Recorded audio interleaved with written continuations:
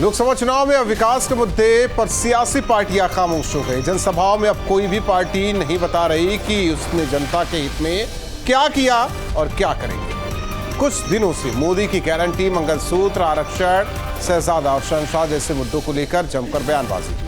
वहीं अब आरक्षण के मुद्दे ने जोर पकड़ लिया है। महाराष्ट्र के नंदुरबार की एक जनसभा में पीएम मोदी धार्मिक आरक्षण को लेकर विपक्ष पर जमकर बरसे। उन्होंने कहा कि मोदी जब तक जिंदा है एससी, एसटी और ओबीसी का आरक्षण किसी धर्म को नहीं देने देंगे। पीएम मोदी ने कांग्रेस को आड़े हाथों लिया। कहा कि कांग्रेस आरक्षण और संविधान के संबंध में झूठ फैला रही है। धर्म आधारित आरक्षण डॉक्टर बाबा साहेब आंबेडकर के खिलाफ है। पीएम मोदी ने इस मामले में कर्नाटक का उदाहरण दिया। कहा कि कर्नाटक में कांग्रेस सरकार ने सभी मुसलमानों को ओबीसी श्रेणी में रातों रात शामिल कर उन्हें आरक्षण दिया। आपका कोटा छीनकर मुसलमान को देना कांग्रेस का छिपा हुआ एजेंडा है। इससे पहले हाल ही में बिहार के पूर्व मुख्यमंत्री लालू प्रसाद यादव ने कहा था कि मुस्लिमों को आरक्षण मिलना चाहिए। उसी के बाद से वार पलटवार का दौर जारी है। बीजेपी ने इस मसले पर इंडी गठबंधन को निशाने पर ले रखा है। सवाल है कि आखिर चुनाव में धार्मिक आरक्षण का जिन्न बार बार बाहर क्यों आ रहा है? क्या सियासी पार्टियां धार्मिक आधार पर मतदाताओं को लामबंद करना चाहती हैं? दो टूक में करेंगे चर्चा। उससे पहले सुनिए बयान। मेरे इस चैलेंज पर कांग्रेस की चुप्पी थी, यानी दाल में काला है। ये चाहे जितनी भी कोशिश कर लें, देश विरोधी ताकतों के साथ मिलकर कितना ही झूठ फैला ले, आपके पास मोदी का भरोसा है। आपके पास मोदी की गारंटी है।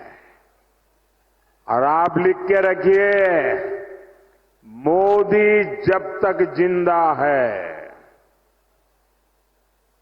मोदी जब तक जिंदा है, एससी, एसटी, ओबीसी में से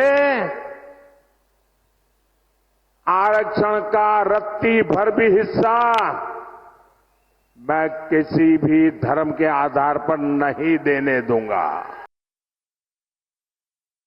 आरक्षण के पक्षधर है ना, वो तो संविधान को खत्म करना चाहते हैं, लोकतंत्र को खत्म करना चाहते हैं। ये इस बात को जनता के जहन में सारी बात आ गई है, तो इस तरह की बात बदल गई। कह रहे हैं कि मुसलमानों को आप लोग आरक्षण दे रहे हैं, ओबीसी का लेकर मुसलमानों को दे रहे हैं। रिजर्वेशन तो मिलना चाहिए मुसलमानों को पूरा। कमीशन मैंने लागू किया था। अब आरक्षण सामाजिक आधार होता है, धर्म आधार नहीं होता है। अटल बिहारी वाजपेयी जी ने संविधान समीक्षा आयोग बना दिया था। और ये लोग यही चाहते हैं, ये लोग कि ये जो थर्ड फेज का जो चुनाव हो रहा, पूरा खुजली इनको खुजला रहा दे इनका। और हम थर्ड फेज में हम काफ़ी हमारे पक्ष में रिपोर्ट आ रहा है हमारे गठबंधन का। पीएम मोदी लगातार भ्रम फैला रहे हैं आरक्षण को लेकर। कोई सियासत के लिए या सत्ता पाने के लिए कितना नीचे गिर सकता है, इसकी वानगी अगर देखनी हो तो प्रधानमंत्री नरेंद्र मोदी के भाषणों को सुन लीजिए। कांग्रेस ने कभी धार्मिक आधार पर रिजर्वेशन की बात नहीं कही। हमने हमेशा संविधान को माना है, हमने हमेशा संविधान सम्मत काम करने की कोशिश की है। पीएम मोदी जरूर ये बात नहीं बताते हैं या छुपा ले जाते हैं या झूठ बोलते हैं कि गुजरात में मुख्यमंत्री रहते हुए मुस्लिम्स की 70 जातियों को उन्होंने ओबीसी की सूची में जोड़ा था।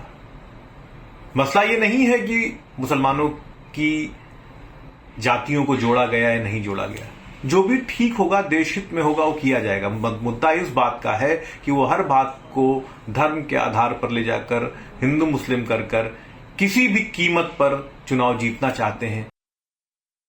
कांग्रेस शुरू से ही ओबीसी, एससी, एसटी के लोगों की विरोधी रही है। गरीबी हटाओ का नारा देकर गरीबों को हटाने वाली पार्टी रही है।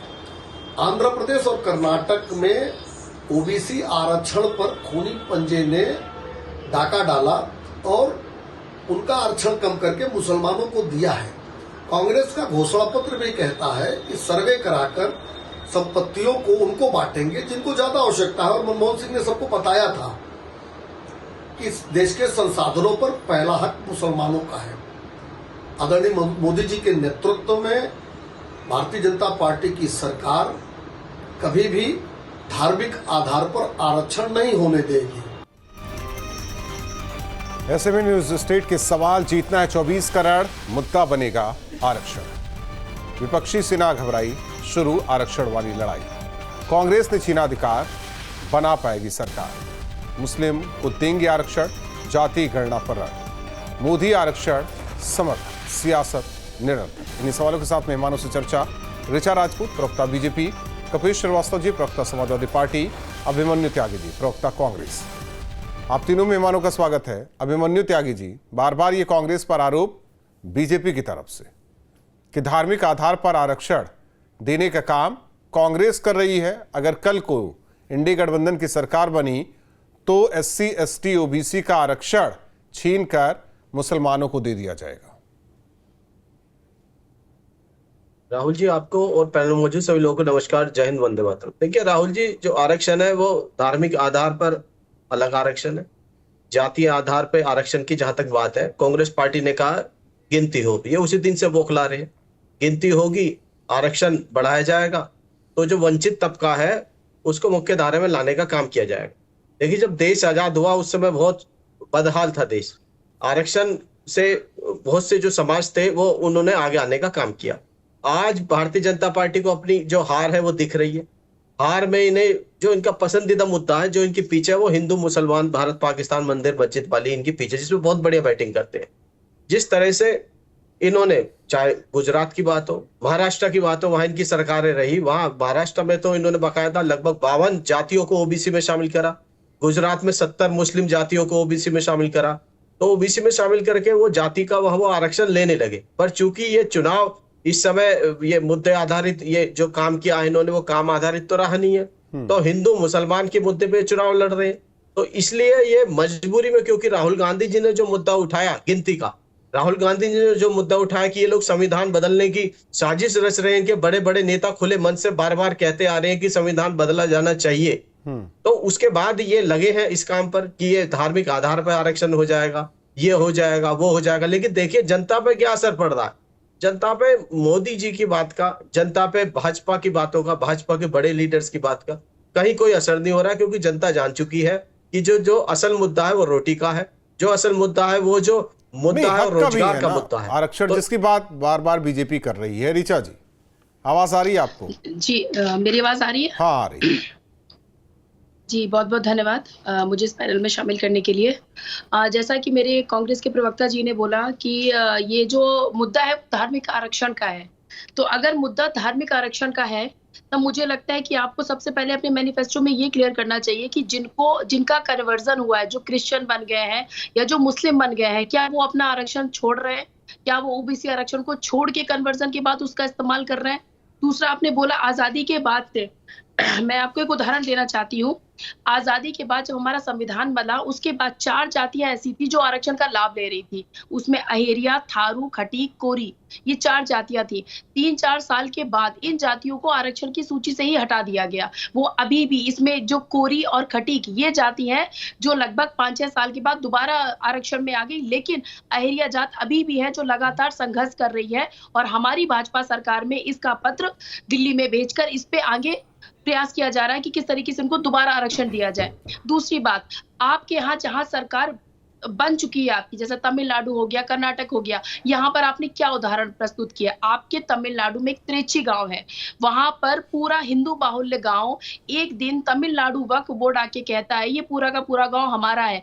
अब बताइए कि वहां पर जो हिंदू समुदाय आज ओबीसी में है या फिर एससी में है या फिर एसटी में है, क्या आपने ये चीज बोला? क्योंकि मुझे ऐसा लगता है कि पहले जब ये अलग अलग लड़ रहे थे ना, तो लड़ाई इतनी खतरनाक नहीं थी, लेकिन जब ये साथ में लड़ रहे हैं तो लड़ाई ज्यादा खतरनाक है। क्योंकि हम उस कांग्रेस से लड़ रहे हैं जिसमें स्टैलिन, जो उदयनिधि है, वो ये कहते हैं कि जो सनातन है वो डेंगू है, मलेरिया है। ये अलग है ऋचा जी, ये अलग है। जरा आरक्षण वाले मुद्दे पर ही रही है।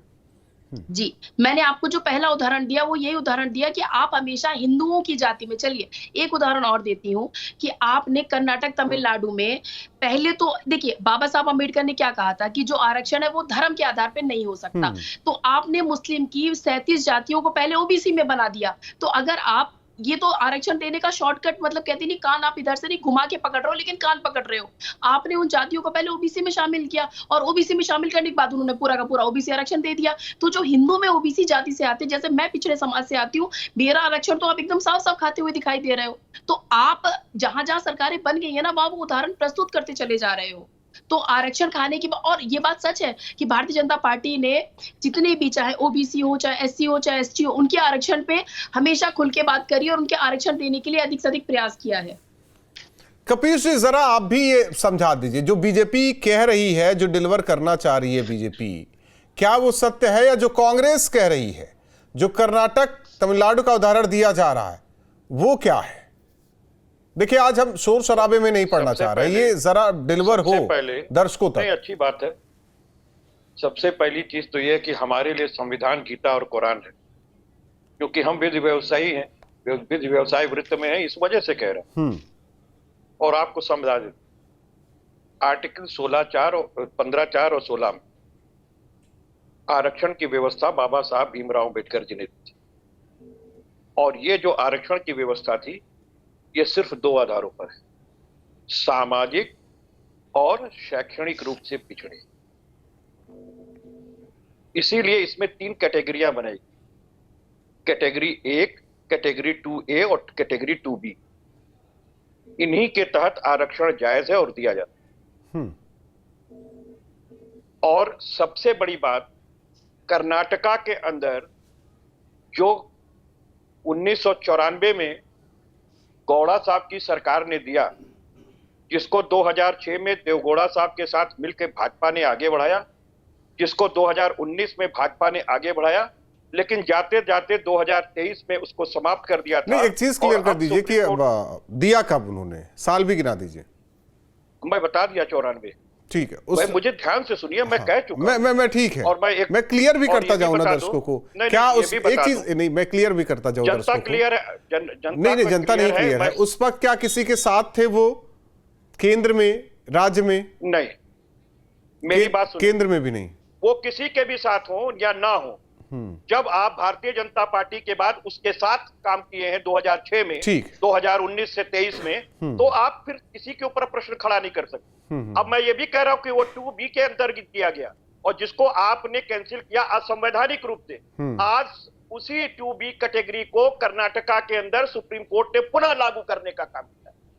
अब तो ये एकदम कोरा चित्त हो चुके हैं। अब मैं दूसरी चीज पूछ रहा हूं कि मुझे आप बताओ कि बाबा साहब भीमराव अंबेडकर ने EWS के आधार पर किस आर्टिकल के अंदर दिया है, जिसको भारतीय जनता पार्टी ने 10% का आरक्षण लागू करके ओबीसी और दलित समाज के हित पर डाका डाला है। ये कहां है? ये तो गैर संवैधानिक है।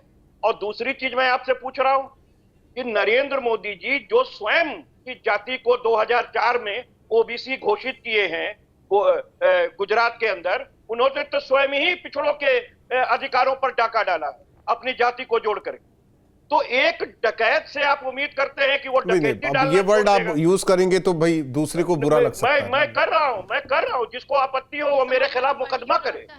अगर ये गलत है तो देश के प्रधानमंत्री को ये लोग डकैत बोल रहे हैं। मैं तो सीधी बात कह रहा हूं, मैं कह रहा हूं ये डकैती डाली गई है, ये पिछड़ों के अधिकार पर डकैती है। अगर एक काम करो, खून की नदियां बह जाती, हमें आपको तद्भव तत्सम, हमको मुहावरे नहीं सिखाने, बाकी आप प्रबुद्ध हो समझ लेना। मैं तो बहुत स्पष्ट सी बात कह रहा हूं कि मोदी जी ने और भारतीय जनता पार्टी ने सदैव, अच्छा 400 सीट क्यों मांग रहे हैं? 400 सीट इसीलिए ना मांग रहे हैं कि इस आरक्षण को समाप्त किया जा सके। ऐसा है क्या ऋचा जी? तिरंगा झंडा लगाया जाए। ऋचा जी, ऐसा है क्या? इसलिए मांग रहे हैं क्योंकि मोदी की बहुमत बहुत सुनिए 400 से आप सुन लीजिए मेरी बात को। 400 पार से आप करना क्या चाहते हैं ये बताइए। अरे आपको हमारे 400 पार से समस्या क्या है? प्रयास करिए, मेहनत करिए, जनता वोट देगी। नहीं तो क्या केवल आरक्षण ही खत्म करेंगे क्या? 400 पार के बाद कपिश जी आप सवाल कर रहे थे, सुन लीजिए, क्या आरक्षण ही खत्म करेंगे 400 पार से? देखिए समस्या इनके साथ क्या है। हाँ तो सवाल है तो जवाब ले लीजिए फिर। 69,000 शिक्षकों की भर्ती हुई। सवाल है तो जवाब ले लीजिए। एक ही सवाल हो पाएगा, हर सवाल का जवाब नहीं हो पाएगा ना। 4% का आरक्षण। अगर आपके सवाल लेता रहूं मैं तो हर सवाल का जवाब नहीं हो पाएगा। आपने आरक्षण पर बैठे आरक्षण का मुद्दा उठाया तो आरक्षण पर आपके सवाल का जवाब मिल जाएगा। कपिल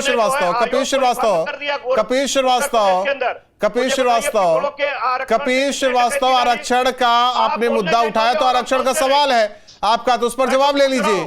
400 पार इसलिए ऋचा राजपूत जी 400 पार इसलिए कि आरक्षण खत्म होगा। सुनिए, ये कपिल जी उसी पार्टी के प्रवक्ता है जिन्होंने यूपी में ओबीसी आरक्षण को खत्म किया है प्रमोशन में। सुनिए कपिल जी, आप उसी पार्टी के प्रवक्ता हैं जिसने प्रमोशन में आरक्षण को खत्म करा है, ओबीसी आरक्षण को खत्म करा है। तब तो आपको 400 नहीं मिले थे ना, तब तो आपको 400 देखिए नियत अच्छी होती है तो 400 के बिना भी सरकार अगर किसी की आप बोलेंगे तो फिर मेरी आवाज ऐसी नहीं आएगी। मेरा गला कपिल श्रीवास्तव अपना सवाल भी, फिर अपना जवाब भी, अपना तर्क भी, अपने सारे रिसर्च ही आप ही को बोलना है तो आप ही बोल लीजिए। मैं ये पूछ रहा हूं, आपको बोलना है तो आप ही बोल लीजिए। का आरक्षण आपका एक सवाल था ना, आपका एक सवाल था। किस आर्टिकल से लेके आई है ईडब्ल्यूएस? एक चीज बता दीजिए, ईडब्ल्यूएस कहां से पारित? एक मिनट कपिल जी आप कानून के जानकार हैं ना? ईडब्ल्यूएस आया, एक मिनट, कानून के जानकार हैं? मैं तो पूछ रहा हूं कहां से लाए हैं? नहीं, ईडब्ल्यूएस किस आर्टिकल में बाबा साहब ने कहा था? क्या जो बाबा साहब ने, एक चीज ये बता दीजिए, बाबा साहब ने जो संविधान लिखा था क्या उसमें बदलाव कांग्रेस पार्टी ने नहीं की? कहां बदलाव हुआ ये बता दीजिए। आप बता दीजिए ना, कर दिया आप बताइए। लागू करते समय आपने किस आर्टिकल में चेंज किए मुझे बताइए। आप बताइए, क्या बदलाव नहीं किया गया? नहीं किए, संविधान में बदलाव नहीं किया गया है। गैर संवैधानिक कृत्य है। और जो कोटा बढ़ता गया उसका क्या? मैं तो बार बार कह रहा हूं ना, जो कोटा बढ़ता गया उसका क्या? उसके लिए क्लॉज दिया गया है 15 में भी और 16 ऋचा राजपूत जी, उसके लिए भी दिया गया है। केवल अपनी बात, बस अपनी बात करनी है इनको। सवाल भी, जवाब भी, तर्क भी, रिसर्च भी, सब यही बोलेंगे। ऋचा राजपूत मैं जी, उत्तर प्रदेश से आती हूँ तो मैं कपिल जी को, अपने बड़े भाई को ये बताना चाहती हूँ कि ये सपा ऐसी पार्टी रही है जिसने यूपी में जो प्रमोशन होता है उसमें ओबीसी आरक्षण को खत्म करा है। ये एक पहली ऐसी पार्टी थी, तब तो आपको 400 पार नहीं मिले थे। चलिए उत्तर प्रदेश की बात करते हैं। अखिलेश यादव उन लोगों के संग बैठे दिखाई देते हैं जो सनातन का विरोध करते हैं, ओबीसी आरक्षण में अल्पसंख्यकों को भर रहे हैं। कर्नाटक में जो इन्होंने कैटेगरी की बात करी, मैं इनको बता दूं, जो कर्नाटक है वहां पर ओबीसी का कुल आरक्षण 32% है, लेकिन कांग्रेस ने ओबीसी आरक्षण कैटेगरी 2A और 2B में, जिसमें मुस्लिम की 37 जातियां आती थी, उन सभी को ओबीसी में शामिल करके कुल 32% का 23% इन अल्पसंख्यकों को दे दिया है। बताइए अगर मैं गलत कह रही हूँ तो। यही हाल आपका तमिलनाडु में, आपने 30%। ये तो बताइए अभिमन्यु त्यागी जी, क्योंकि कांग्रेस की बात आपने की तो अभिमन्यु त्यागी जी जवाब देंगे। अभिमन्यु त्यागी जी, अभिमन्यु त्यागी जी, अभिमन्यु त्यागी जी, जो आपने पिछड़ा वर्ग आयोग अभिमन्यु त्यागी जी, राहुल जी, और आप अपने प्रधानमंत्री को डकैत बोलेंगे, ये आपके संस्कार है? बताइए। नहीं, वो केवल अखिलेश यादव के लिए सम्माननीय है, बाकी सब ऐसे ही। ठीक है, अभिमन्यु त्यागी जी ओबीसी आरक्षण को आपने बोलेंगे। अभिमन्यु त्यागी जी समाजवादी पार्टी प्रवक्ता से कमजोर लग रहे हैं। हाँ जी, राहुल जी, मैं कहना चाहता हूँ कि 2018 की बात है, उत्तर प्रदेश के अल्पसंख्यक कल्याण कपिल जी, मैं जरा राहुल राजपूत जी से एक सवाल करना चाहता हूं। हमारी बहन जी बैठी हुई है। मैं कौन से पार्टी से? कल्याण राज्य मंत्री। मैं कौन से पार्टी से जो सवाल करेंगे आप तो एंकर है, तो एंकर सवाल करने के लिए तो कुछ तो पूछा जा सकता है आपसे कि आप भाजपा से पूछ लीजिए, भाजपा की प्रवक्ता से पूछ लीजिए। तो उन्होंने कहा कि अब जाटों को, मुस्लिम जाटों को और सिख जाटों को उत्तर प्रदेश में आरक्षण मिलने लगेगा और प्रदेश में करीब 40 लाख लोगों को लाभ होगा। ये बात है, ये बात उन्होंने कही 6 दिसंबर 2018 में। मिल गया। और मुस्लिम जाट बहुत लंबे अरसे से आरक्षण की मांग कर रहे थे, ये आरक्षण दे दिया गया उन्हें। और आरक्षण दे दिया गया। ये राजनीतिक मामला भी है, राहुल जी। और इस राजनीतिक मामले में, क्योंकि जो जातियां कहीं मुस्लिम जाट भी है, मुस्लिम गुजर भी है, जो ओबीसी की बहुत सारी जातियां हैं उत्तर प्रदेश में, तो वो वहां उनको लाभ आज ये ऋचा जी बताएंगे कि अब भाजपा की सरकार में मिल रहा है कि नहीं मिल रहा। ये जवाब अगर मिल जाए तो हम इसके बाद में थोड़ी सी निश्चिंता हम लोगों को भी हो जाए। क्योंकि जितनी मेरी जानकारी में मुस्लिम जाटों को उत्तर प्रदेश में मेरे एक दो परिचित हैं और उनकी नौकरियां हैं मुस्लिम जाट की सर्टिफिकेट से, तो वो सरकारी नौकरी है। तो अगर थोड़ी सी स्पष्ट ये कर दें तो हमारी थोड़ी जानकारी बढ़ जाएगी। लेकिन जितनी जानकारी में है वो ये है कि मंडल कमीशन जब लागू हुआ तो उसमें कुछ मुस्लिम जातियां भी थी। अब उसमें मुस्लिम जो जातियां थी वो और बड़ी, जिन जिन राज्य सरकार में आंदोलन हुआ या उन्होंने प्रेशर डाला। आपका सवाल भी है, फिर आपका जवाब भी है, समझ में नहीं आ रहा ये चर्चा। आरक्षण मिलने लगा। चर्चा किस तरीके से ले जाना चाहते हैं समझ से परे है, वैसे भी वक्त खत्म हो गया। बहुत बहुत धन्यवाद आप तीनों मेहमानों का हमारे साथ जुड़ने के लिए। जाहिर तौर पर जिस तरीके से धार्मिक आधार पर आरक्षण, इसे लेकर बहस लगातार चल रही है, जिस तरीके से अब चौथे चरण की तरफ देश बढ़ रहा है लोकसभा के चुनाव को लेकर, तो ऐसे में आरक्षण को लेकर बयानबाजी तेज है, वार पलटवार का दौर भी तेज है। दो टुकड़े